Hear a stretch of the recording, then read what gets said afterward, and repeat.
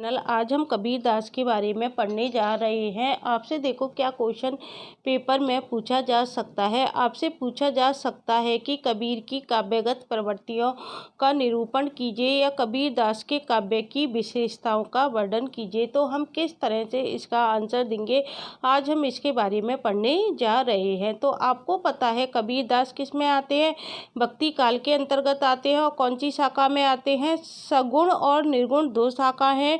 जबकि कबीरदास किस में आते हैं, निर्गुण शाखा के अंतर्गत हम कबीरदास का अध्ययन करते हैं। तो देखो कबीरदास की आज हम विशेषताएं पढ़ने जा रहे हैं। कबीर के काव्य की विशेषताएं कौन कौन सी हैं, निम्न है।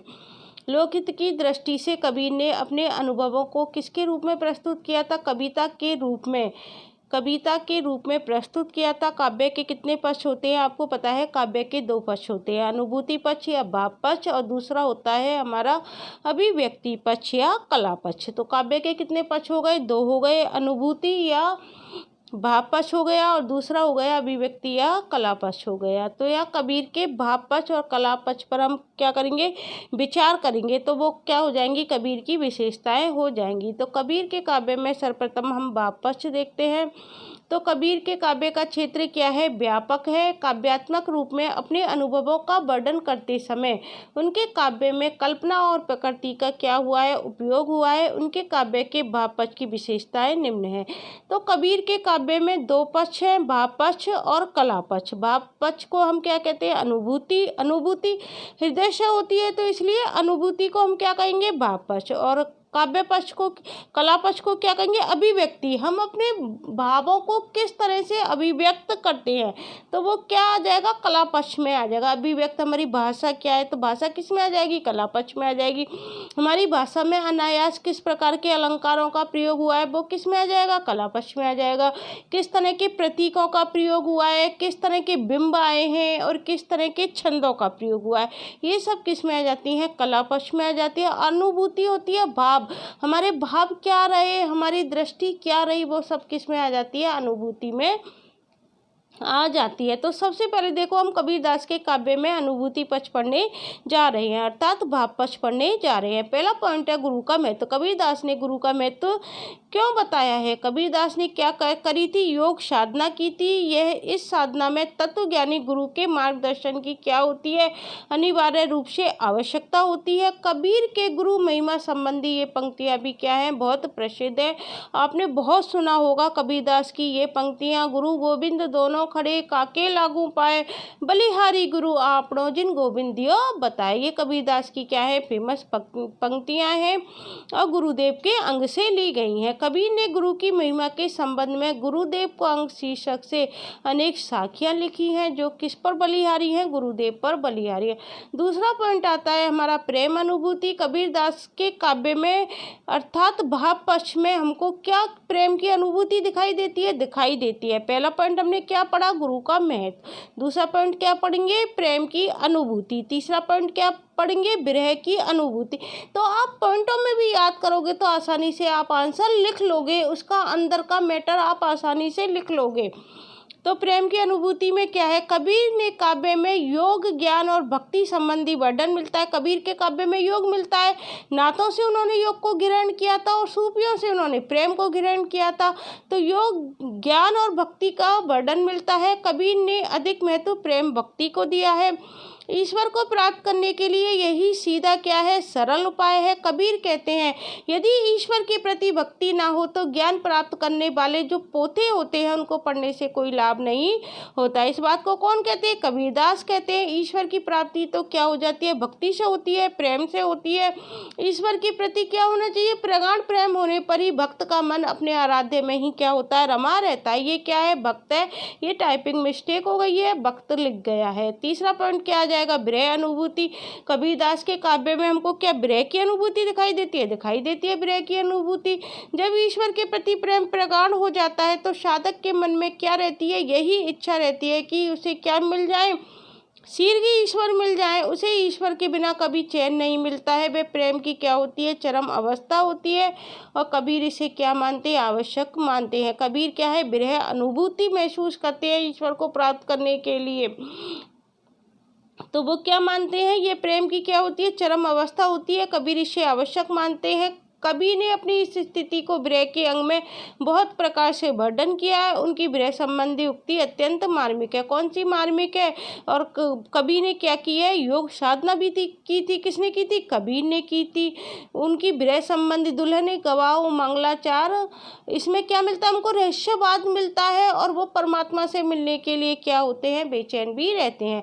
5वां पॉइंट हम क्या पढ़ते हैं? ईश्वर मिलन। कबीर क्या है? ईश्वर मिलन के आनंद का कबीर ने क्या किया है? वर्णन किया है और यह वर्णन इतना किया है कि यह वर्णनातीत है। इसका वर्णन किया ही नहीं जा सकता। इसके वर्णन से क्या है? वो अतीत है। वह केवल अनुभव का क्या है? विषय है। उसे वही जान सकता है जिसे यह अनुभव प्राप्त हुआ। उसे इस बात को कौन कहते हैं? कबीरदास कहते हैं। ईश्वर मिलने पर फिर कुछ भी प्राप्त करने की आवश्यकता नहीं रह जाती, किंतु ईश्वर की प्राप्ति क्या होती है?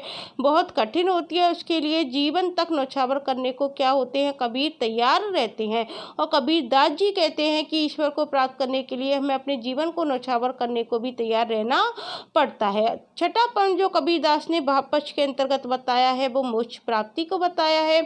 कबीर के काव्य में हमको आत्मा परमात्मा के मिलकर एकाकार होने, अद्वैत स्थापित होने का वर्णन हुआ है। यह वर्णन कई प्रकार से किया जा सकता है। देखो कबीरदास क्या कहते हैं? लाली मेरे लाल की जित देखे तितलाल, लाली देखन में गई मैं भी हो गई लाल। इस बात को कौन कहते हैं? कबीरदास कहते हैं।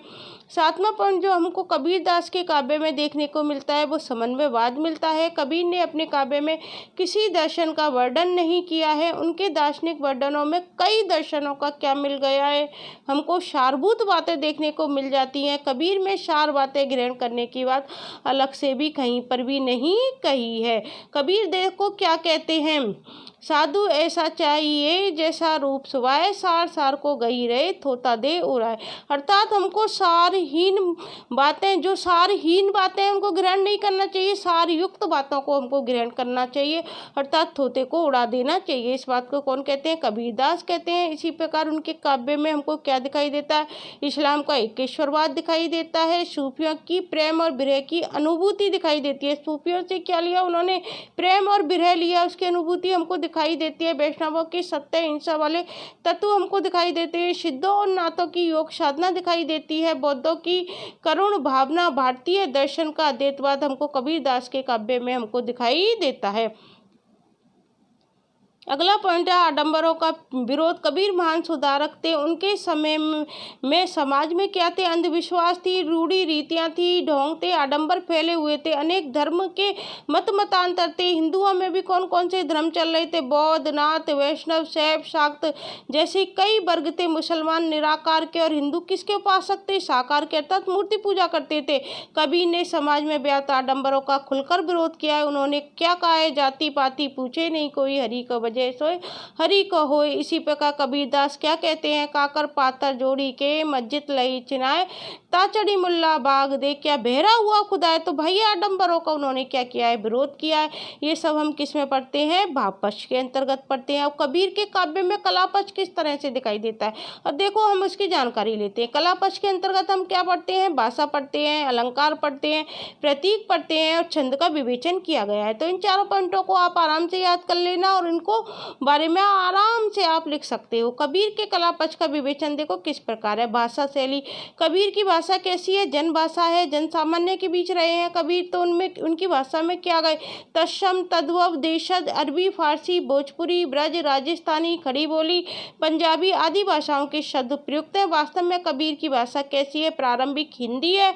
वैसे विद्वानों में से किसी ने कबीर की भाषा को क्या कहा है? सदुक्कड़ी भाषा, किसी ने संध्या भाषा, किसी ने पूर्वी और किसी ने कुछ और बताया है। दूसरा पॉइंट हम पढ़ते हैं अलंकार योजना। कबीर के काव्य में हमको अलंकार योजना कैसे दिखाई देती है? कबीर ने अपने काव्य में किस शैली का प्रयोग किया? अनुक्ति शैली, प्रतीक शैली, व्यंग शैली, उलटवासी शैली, प्रबोधन शैली, विरोधमूलक शैली आदि का प्रयोग किया है। तो ये आपको पता होना चाहिए कबीर के काव्य में किस किस शैलियों का प्रयोग हमको देखने को मिलता है। उनकी भाषा शैली में चित्रात्मकता है, रोचकता की विशेषताएं हैं। कबीर ने प्रयास करके अलंकारों का प्रयोग नहीं किया है। वर्णन के दौरान कई अलंकार स्वतः ही आ गए हैं। ऐसे अलंकार कौन है? उपमा है, रूपक है, उत्प्रेक्षा है, रूपकाती शोक्ति है, पुनरुक्ति, प्रकाश है, विभावना है, दृष्टांत है, काव्य लिंग है, अर्थांतर, न्यास आदि अलंकार हमको कबीर के काव्य में दिखाई देते हैं। तीसरा पॉइंट पढ़ते हैं हम, प्रतीक योजना। कबीर की प्रतीक योजना क्या थी? कबीर के काव्य में प्रतीकों का प्रयोग हुआ है। दुल्हनी गवाओ मंगलाचरण, तो ये प्रतीक ही तो है। कबीर क्या थे? साधक थे। उन्होंने अदृश्य आत्मा परमात्मा संबंधी अनुभूतियों का वर्णन करते समय किसका प्रयोग किया है? प्रतीकों का प्रयोग किया है। कबीर के नित्य प्रतीक की जिंदगी में बहुत से प्रतीक चुने हैं। कबीर ने आध्यात्मिक वर्णन में माता पिता, पति पत्नी संबंध